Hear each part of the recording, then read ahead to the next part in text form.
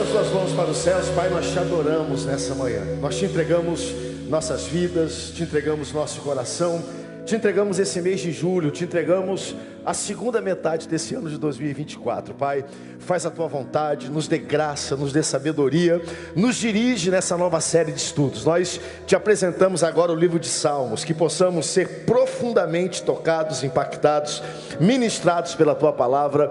Essa é a nossa oração e súplica, no nome forte de Jesus, amém, amém. Dê um brado de glória a Deus bem forte se você está feliz de estar aqui nessa manhã. Dê um abraço em 3, 4, 5, 10 pessoas perto de você, diga bom dia, diga com alegria para essa pessoa, isso, diga bom dia para ela. Pode sair do seu lugar se você quiser, dê um abraço nesse irmão, nessa irmã. Deixa o fundo normal aqui, gente, tá? Só na hora que eu chamar, por favor. Enquanto você está de pé, eu quero só aproveitar que nós estamos aqui apostos.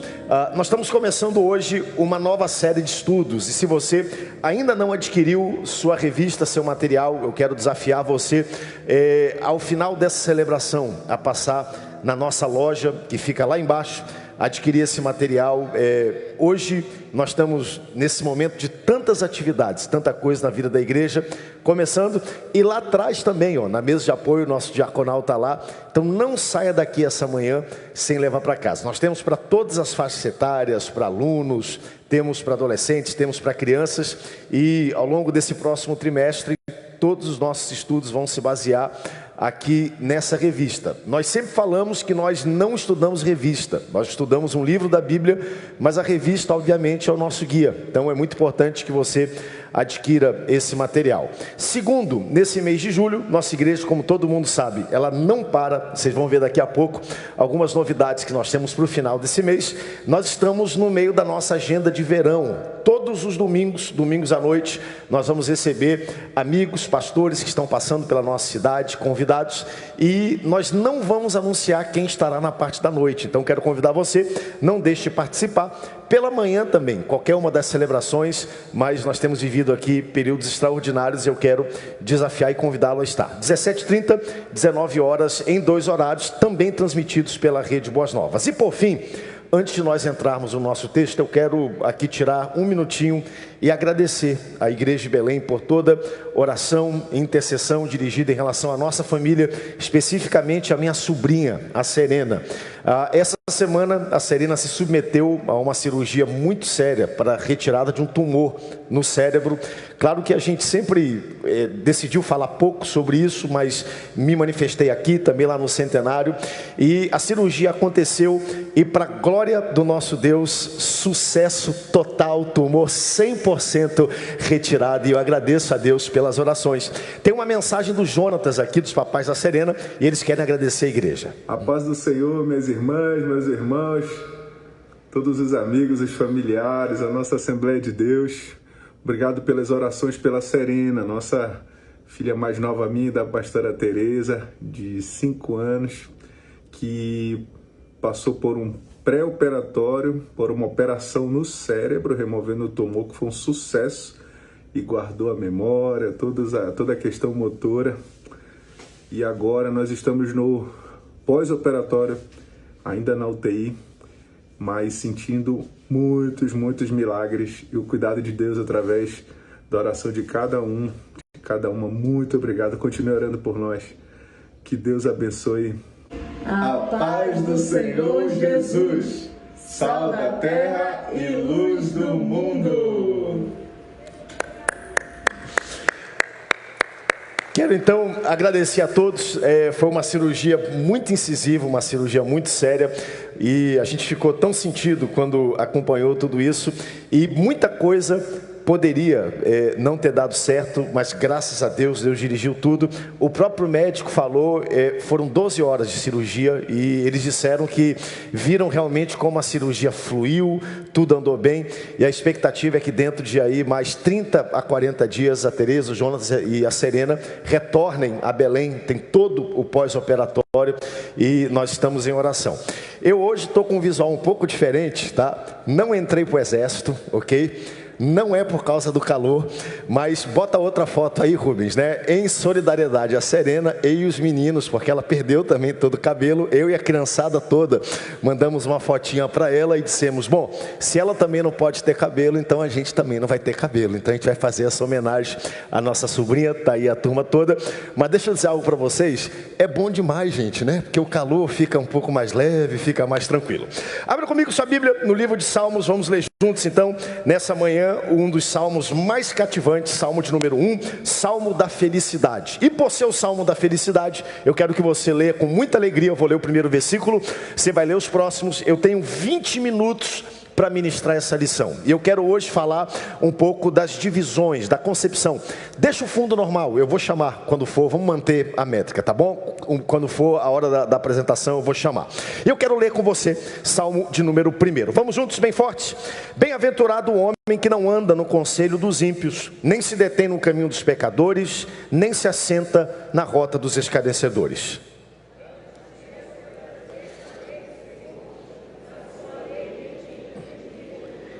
Ele é como árvore plantada junto à corrente de águas, que no devido tempo dá o seu fruto, e cuja folhagem não murcha, e tudo quanto ele faz será bem sucedido.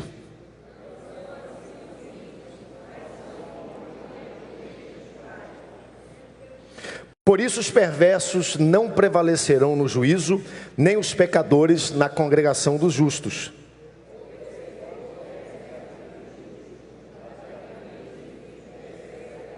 Tome seu assento, corpo sentado, mas a alma de pé nessa manhã. Nós temos uma breve divisão aqui do livro de Salmos e é importante. Essa lição de hoje é uma lição um pouco mais técnica, estruturada, que nós vamos aprender um pouquinho sobre a formação, autores, datas, classificação, divisão e organização do livro de Salmos. Salmos é um livro muito peculiar, ele tem algumas características únicas e para você receber o que vai ser ministrado nesses próximos 3 meses, é importante que a gente entenda classificação, divisão e organização desse livro tão grande e tão volumoso. Bom, os reformadores acreditavam, e quando eu falo por reformadores, principalmente Martinho Lutero, que a reforma não seria completa se faltassem 2 elementos. O primeiro elemento era que a Bíblia fosse colocada no idioma e na mão do povo. A gente hoje tem a palavra e nós manuseamos a Bíblia e a gente acha isso tão normal. A gente ter, às vezes, 2, 3, 10 traduções, vários idiomas, mas nem sempre foi assim. No início, a Bíblia havia só no seu idioma, nos seus idiomas originais, grego, hebraico, o aramaico, posteriormente no latim, e naquela época as reuniões, cultos, missas e por aí vai, eram todas feitas em um idioma que não era o idioma original do povo. Um dos ideais da reforma foi colocar a Bíblia na mão e no idioma das pessoas, por assim dizer, o inglês, o espanhol, o alemão. No nosso caso, lá por volta de 1600, quando a Bíblia foi feita, uma tradução corrida no nosso idioma, no português. Então o primeiro ideal da reforma foi esse. O segundo grande ideal da reforma protestante foi criar um inário para que as pessoas pudessem louvar a Deus juntos. Se você voltar na história e pesquisar na história, você vai descobrir que todo grande avivamento que aconteceu sobre a terra, ele teve 2 fatores. O primeiro fator é um retorno à palavra. Pois bem, como é que se retorna a palavra se você não tem a palavra no seu próprio idioma? E o segundo deles foi a criação de um inário, de um saltério. No nosso caso, na Assembleia de Deus, nós conhecemos muito bem pela harpa cristã, que é o nosso inário, nosso saltério, nossa coletânea de hinos e louvores. Nossos pioneiros entenderam muito bem e começaram já isso cedo a compilar uma série de louvores que marcavam a nossa fé. Algum jeito de expressar o que nós acreditamos e sentimos através da música. E quando a gente fala de Salmos, Salmos é um livro interessante porque o livro de Salmos é um livro de música, é uma coletânea. Hoje em dia, por exemplo, a gente tem os nossos playlists. Quem tem o Spotify, você vai marcando várias canções. O livro de Salmos é uma coletânea de músicas que se cantavam naquela época. E nós precisamos entender, obrigado, e compreender o livro de Salmos dessa forma. Salmos é o livro e a porção mais lida do Antigo Testamento. Próximo domingo, se Jesus não voltar antes, nós vamos olhar o Salmo 23. 3, que das 150 canções é o salmo mais lido, mais estudado, mais decorado, mais colocado em quadros, em decorações. A gente vai aprender um pouco sobre ele. Mas o livro de Salmo é uma coletânea de louvores, e junto com João, que nós estudamos aqui no último trimestre, são as duas porções mais lidas da Bíblia: João no Novo Testamento, Salmo no Antigo Testamento. E o livro de Salmos é um livro que mexe muito e fala muito ao nosso coração, porque ele cobre, eu poderia dizer, todo o espectro de experiências e de sentimentos do ser humano. Coisas boas, coisas ruins, frustrações. O livro de Salmos, na verdade, por muitas vezes, é o ser humano abrindo o seu coração. Você vai ver como se fosse uma canção, um diário, uma poesia de alguém que em algum momento passava por dúvidas, alguém que em outro momento sentia alguma desconfiança, ou até alguma restrição em relação a Deus. Aí o Espírito vem, Deus faz alguma coisa, toca o coração dessa pessoa, e quem lê o livro de Salmos se identifica. Porque você diz, espera lá, Davi passou por isso, eu também passo por isso. Davi teve momentos de dúvida, de dor, eu também tenho. Davi foi socorrido pelo Senhor no meio da sua aflição e perdoado, pois eu também sou. Então o livro de Salmos é um livro que cria, que gera muita identificação com o nosso coração e atenção para isso, principalmente através da música. Eu não vou tirar muito tempo, nosso culto hoje aqui nessa manhã é muito curto, mas a música, ela tem um poder impressionante de comunicar e de mexer com os nossos sentimentos. É ou não é verdade? Se o nosso músico aqui, o nosso tecladista, desse um acorde de uma música, eu posso usar uma palavra, eu posso talvez descrever para você um local, mas isso não remete um sentimento no seu coração. Agora, se eu tocar uma música da sua infância, isso vai trazer para você o quê? Sentimentos, memórias, imagens daquilo que você viveu. A nossa vida toda, ela é marcada por canções. Você tem uma canção que marcou a sua infância, tem uma canção que marcou a sua conversão, tem uma canção que às vezes serviu de consolo no momento de dor, de luto que você teve ao longo da sua jornada, porque a música, gente, ela tem esse poder de mexer com os nossos sentimentos, com o nosso coração. É importante lembrar que no céu, na eternidade, muito tempo atrás, Lúcifer, que era um anjo de luz, era o anjo responsável pelo quê? Pela música, e pela influência que ele tinha através da música e da adoração, ele foi capaz de se rebelar contra Deus, e junto com ele, arrastar 1/3 dos anjos que haviam no céu, dado o poder e a importância que a música tem. E por toda a Bíblia a gente vê, no caso de Saul, quando Saul tinha sua alma atormentada, Davi era chamado, claro que havia o Espírito de Deus sobre Davi, mas também a música que Davi ministrava, tocava o coração do rei. Música é algo muito poderoso. Música marca, mexe com memórias, te remete a momentos, a coisas que você quer esquecer, a coisas que você às vezes quer relembrar, e a música consegue mexer com isso. E o livro de Salmos, por nomenclatura, os rabinos chamam esse livro de Sefer Tehillim. Sefer, que significa livro, Tehillim na linguagem original, que significa canções. Então, se a gente traduzir o livro de Salmos, é um livro de quê? De canções. É um livro de músicas, é um livro de poesias, de louvores. E esses louvores, na verdade, são poemas que foram escritos por várias pessoas, que foram feitos para serem acompanhados através da música. Então, quando a gente lê Salmo, a gente precisa ter essa compreensão. Por que ele foi escrito? De que forma ele foi concebido? Você vai perceber que existem algumas linguagens e algumas nomenclaturas que são muito peculiares da música. Por exemplo, a palavra Selá vai aparecer 77 vezes. São 150 salmos, em quase metade deles você vai perceber a palavra Selá, que significa pare e pense. Avalie no que você está lendo. Porque às vezes a gente vai lendo a Bíblia e a gente quer correr, quer terminar o capítulo, a gente não tenta internalizar, processar o que está sendo colocado. Então o salmista já diz, olha, isso aqui é algo importante, então pare e pense. Você vai ver algumas anotações, como por exemplo ao mestre do canto, ao mestre do coral, aos chefes dos músicos. Tudo isso são coisas que foram colocadas. Por quê? Porque o livro de Salmos é um saltério, é um inário, é uma espécie de harpa. Algumas curiosidades acerca do livro de Salmos, vamos olhar aqui na tela rapidamente. Primeiro, o livro de Salmos é o livro mais longo da Bíblia. São 150 capítulos. Por ser o livro mais volumoso, é o livro mais fácil da Bíblia de você achar. Se você pegar no meio da Bíblia e abrir a Bíblia, vai estar qual livro? O livro de Salmos. O livro de Salmos não apenas é o livro mais volumoso, com o maior número de capítulos, mas dentro dele ele também tem o capítulo mais longo da Bíblia. Alguém aqui sabe qual é o capítulo mais longo? Hein? Salmo 119, dê uma olhadinha depois, é o capítulo mais volumoso, 176 versículos. Não apenas é o livro mais longo, tem o capítulo mais longo da Bíblia, mas também tem o capítulo mais curto, 117. Se você voltar um pouquinho, são 2 versos só. Então olha só as peculiaridades que o livro de Salmos tem. O livro de Salmos, por muitos, é chamado de Salmos de Davi.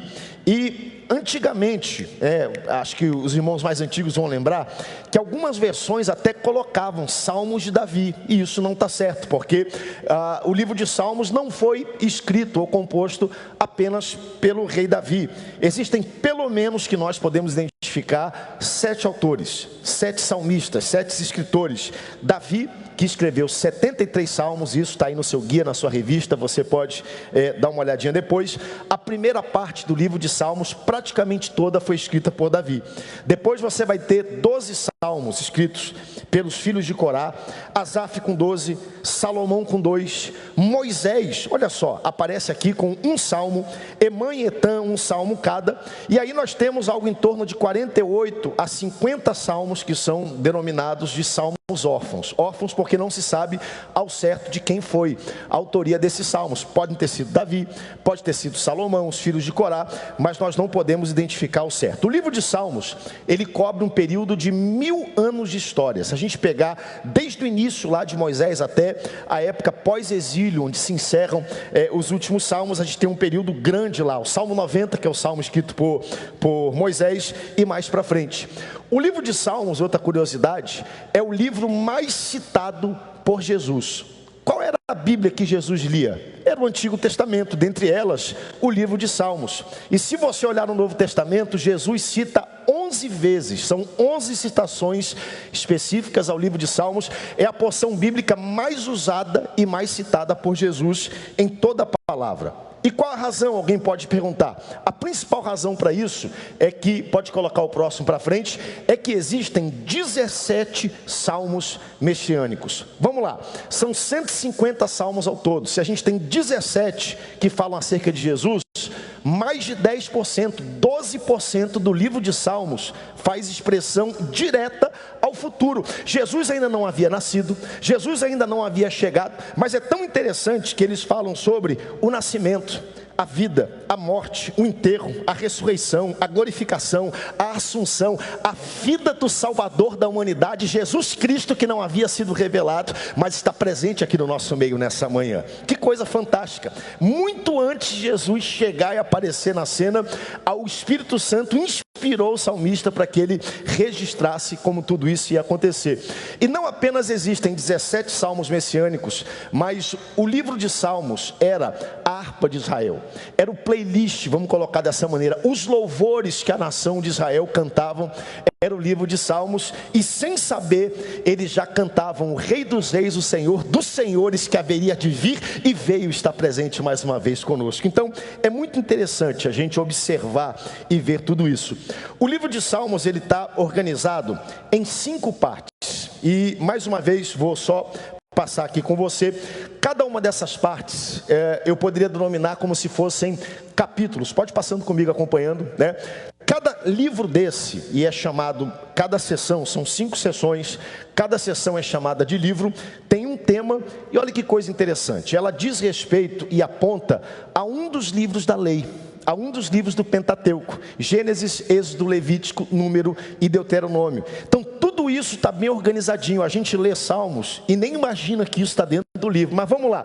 O primeiro livro é o livro que fala do relacionamento com Deus, a primeira parte. Então se você lê os primeiros Salmos, todos eles vão falar do homem, do relacionamento do homem, do pecado que veio, quebrou o relacionamento do homem com Deus. Pergunto, Qual é o livro da lei que fala sobre isso? É o livro de Gênesis. Aí nós temos a segunda parte, que é o segundo livro, que fala do livramento dado por Deus. Como Deus agora se manifesta para livrar o homem, perdoar o homem. Qual é o livro na Bíblia da lei, onde tudo isso está descrito? O livro de Êxodo. Livro 3, pode colocar, que fala sobre a morada, o santuário, a habitação de Deus. Qual é o livro da lei que fala sobre o santuário, a morada e a habitação? O livro de Levítico. Pode passar livro 4, que fala da rebelião contra Deus. A gente vê isso no livro de Gênesis, mas o livro de Números fala muito sobre como o homem se negou, como o homem se rebelou contra Deus. Então, novamente, isso está no livro de Números. E por fim, nós temos a última sessão que fala sobre a renovação da aliança. Os salmos de avivamento, e novamente, eles fazem correlação com o livro de Deuteronômio. Tem um outro slide que vai mostrar aqui as divisões. Vamos lá. Salmo 1 a 41 são os salmos de relacionamento. Salmo 42 a 72 são os salmos de redenção. Pode passando. Salmo 73 a 89 são os salmos de refúgio do templo, como está lá no livro de Levítico. Mais para frente um pouco a gente vai ver os salmos da recompensa, não só a recompensa da obediência, que é a vida eterna, mas a recompensa do pecado, que é a antítese disso, que é a morte. E por fim, Salmo 107 ao 150, os salmos de avivamento que estão registrados na Bíblia. Cada porção dessa, cada livro desse, é como se fosse uma unidade separada. Tem uma doxologia, tem um final. Se você ler depois, eu fiz isso na lição mais longa, não vou ter tempo aqui nessa manhã, mas todos eles têm uma sessão, tem uma doxologia, tem um final, tudo bem organizado, tudo no seu devido lugar. Então é importante a gente entender essas peculiaridades do livro de Salmos. O livro de Salmos, gente, é um livro repleto de teologia, mas ele não é um livro feito para ser um compêndio teológico. Ele é feito para ser um inário. Novamente, é muito importante que você grave isso. Músicas, ideias que são comunicadas através da música. E por ser dessa forma, ele tem uma estrutura. Nós estudamos aqui o livro de Jó, e Jó é interessante, que é um livro poético, né? E quem lembra como é que estava escrito Jó, né? Havia os amigos de Jó, aí eles vinham fazer um discurso, depois Jó respondia o discurso, depois havia uma réplica, uma tréplica, e assim foram com todos os amigos, o livro bem estruturado. E o livro de Salmos também não foge essa regra, não. O livro de Salmos é um livro que comunica ideias. Diga comigo, o livro de Salmos comunica ideias. A gente às vezes lê Salmos e tem dificuldade de entender o livro de Salmos como sendo um livro que comunica música. E aqui é importante passar isso a você também. Vamos lá. No português, no nosso idioma, como é que se faz música, né? Toda música no português, ela tem vários elementos, mas dois dos principais é a métrica e a rima. Tudo que a gente faz tem que ter uma métrica, tem que ter uma cadência, tem que ter um ritmo. E aí a última frase, ela tem que o quê? Combinar com a fase subsequente, né? Por exemplo, vou colocar aqui para você um hino da harpa cristã, 212, a gente conhece muito bem, pode colocar. Olha aí, os guerreiros se preparam para a grande, qual é a última palavra? É Jesus o capitão, que avante a milícia dos remidos, marcha certa que a vitória. Você percebeu o que tem aí? Métrica, né? Os guerreiros se preparam para a grande luta. As últimas palavras se encaixam, a palavra luta e impoluta, depois levará e alçará. Então no português é necessário haver métrica e haver rima. Quase toda música, todo poema que se faz para impressionar tem que ter métrica e tem que ter rima. Às vezes não tem mensagem nenhuma, mas se tiver métrica e rima, as pessoas aplaudem. Por quê? Porque para nós isso é importante. Semana passada eu tive em Macapá e tinha um cantor, talvez alguém conheça, o Paulo André. Alguém já ouviu a música do Paulo André? Paulo André fez um repente no púlpito. Tinha uma moça vindo bater uma foto para o Instagram da igreja. A moça chegou no púlpito, ele olhou para a moça e fez um repente, encaixou o que a moça estava fazendo na música e todo mundo aplaudiu de ver a inteligência, a perspicácia dele. Agora eu pergunto, o que tirar uma foto no Instagram tem de relevância teológica? Nenhuma. Mas se você teve métrica e rima, impressiona. Então no português, para impressionar, para fazer sentido e encaixar, tem que ter esses elementos. Deixa isso aqui na tela para mim, por favor. Agora, no hebraico, para o povo hebreu, a questão de métrica e rima não tem importância nenhuma. O que vale para eles, gente, é a ideia, é o conteúdo que lá está. E aí, novamente, eu entro na questão do livro de Salmos. O livro de Salmos é um livro que a gente tem que aprender a ler, a meditar e mergulhar no conteúdo dele. Você vai começar uma leitura, são 150 capítulos, é o livro mais volumoso, mais longo da Bíblia. E se você passar por ele, correndo, lendo, tentando encontrar uma métrica, uma rima, porque é uma música, e você não parar, não deliciar, como música de fato é, parando ouvir, esse livro praticamente não vai ter nenhuma importância para você. Agora, se você ouvir com cuidado, apreciar o que lá está, tentar receber, compreender as ideias, se prepare para ter um dos melhores trimestres que nós já tivemos na história do culto da família com escola dominical. É algo impressionante. Vou convidar o nosso maestro. Maestro, o senhor consegue fazer de novo o que a gente fez na última semana? Ou não? Ou está aí no ponto? Chega aqui comigo, pegar ele de surpresa, que semana passada eu fiz isso. Preste bem atenção como a maneira que você aprecia um conteúdo tem diferença. Eu tenho aqui o nosso querido irmão, mesmo instrumento, mesma pessoa, mesma audiência. Ele vai tocar a mesma música, só que a segunda vez nós vamos apreciar e ouvir ela de forma diferente. Ele vai tocar com o coração. Toque a primeira, por gentileza.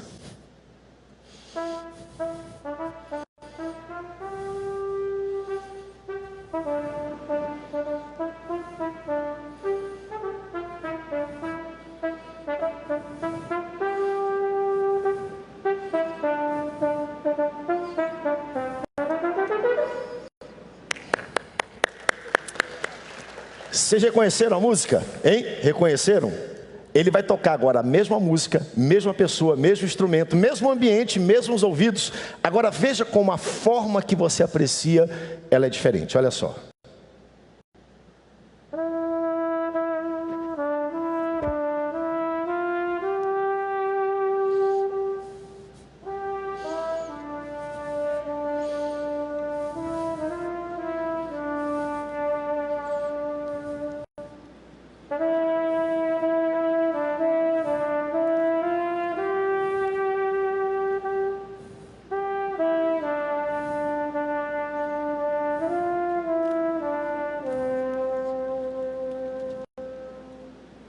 Dê um aplauso bem forte ao nosso Deus. Obrigado, maestro. E assim funciona e assim acontece com o livro de Salmos. É um livro que quando você se aproximar dele, imagine uma música. Imagine Davi agora sentado, pegando a sua harpa. E Davi talvez não estava planejando escrever nenhum texto para impressionar ninguém. Mas imagine o Espírito Santo tomando conta daquela pessoa e fluindo um hino de louvor, de adoração e tocando corações. Quando a gente se aproxima desse livro, dessa forma e dessa maneira, a gente começa a ver as coisas de maneira diferente. Dê uma olhadinha só o capítulo de número 1, versículo 1 do livro de Salmos, rapidamente. E aí, claro, eu poderia passar correndo nessa leitura, ela tem um sentido. Mas quando a gente olha para ela, e agora a gente pergunta, bem-aventurado, bota na tela para mim, o homem. O que significa bem-aventurado? Feliz. Por isso que esse salmo é o salmo da felicidade. A gente não passa correndo. O que significa ser bem-aventurado? O homem. Olha quanta riqueza de ideia tem aqui nesse texto. Que não anda no conselho dos ímpios, que não se detém no caminho dos pecadores, que não se assenta na rota dos escarnecedores. Eu poderia, em cada frase dessa aqui, olhar e mergulhar numa ideia que aqui tem. Por exemplo, bem-aventurado o homem que não anda. Se esse homem teve que andar é porque ele vinha correndo, ele vinha em alta velocidade, ele tinha um propósito, ele tinha uma direção. De repente, no meio do caminho, quem estava correndo, agora parou, por quê? Porque ele começou a se deter, a andar no caminho dos ímpios. Quem anda no caminho dos ímpios, daqui a pouco não só está andando, agora para, se detém. Antes vinha correndo, depois começou a andar, depois parou, mas no final se assenta na rota dos escarnecedores. Essa é a história, né? A gente começa ouvindo alguma coisa, vem andando, tem um propósito, de repente você para, de repente você se detém, por fim você está completamente parado, estacionado. O livro de Salmos, gente, é uma fonte de sabedoria.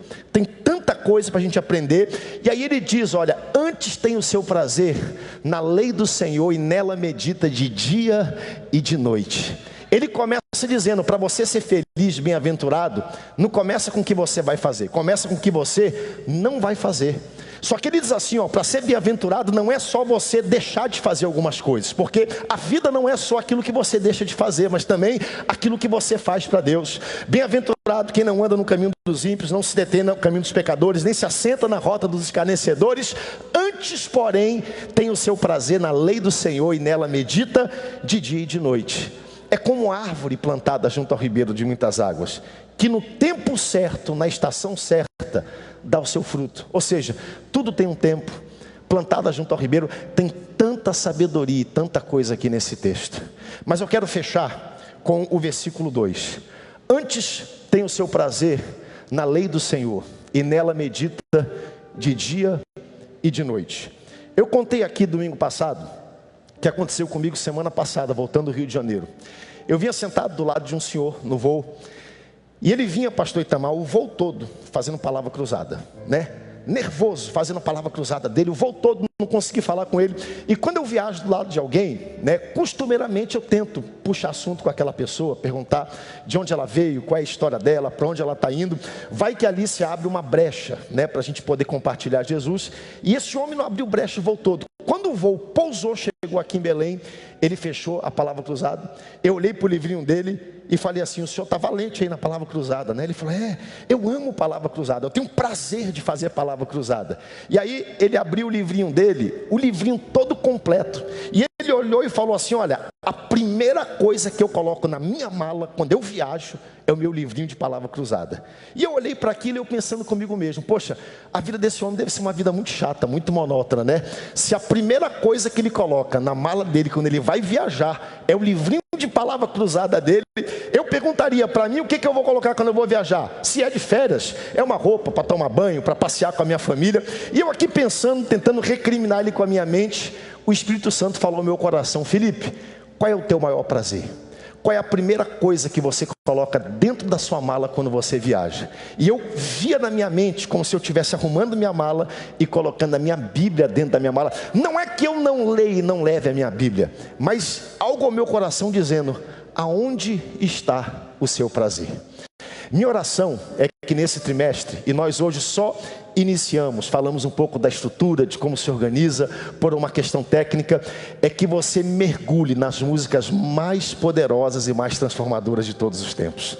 Músicas que há 3.000 anos serviram de consolo, de conforto, de ânimo para pessoas, para gerações, para homens e mulheres de Deus, e que você seja profundamente abençoado. Essa é a minha oração e a minha súplica no nome forte de Jesus. Dobre sua cabeça, feche seus olhos. Quero orar por você. Melhor do que orar nessa manhã, quero oferecer uma canção para você. Salmo 1. Bem-aventurado o homem que não se detém no caminho dos ímpios, que não se detém no caminho dos pecadores e nem se assenta na rota dos escarnecedores. Antes, tem o seu prazer na lei do Senhor, e na sua lei medita de dia e de noite. Ele é como árvore plantada junto à corrente de águas, que no devido tempo dá o seu fruto, e cuja folhagem não murcha, e tudo quanto ele faz será bem sucedido. Os ímpios não são assim, são porém como a palha que o vento dispersa. Por isso os perversos não prevalecerão no juízo, nem os pecadores na congregação dos justos, pois o Senhor conhece o caminho dos justos, mas o caminho do ímpio perecerá. Que Deus te abençoe, seja cheio dessa palavra, a paz do Senhor Jesus nessa manhã.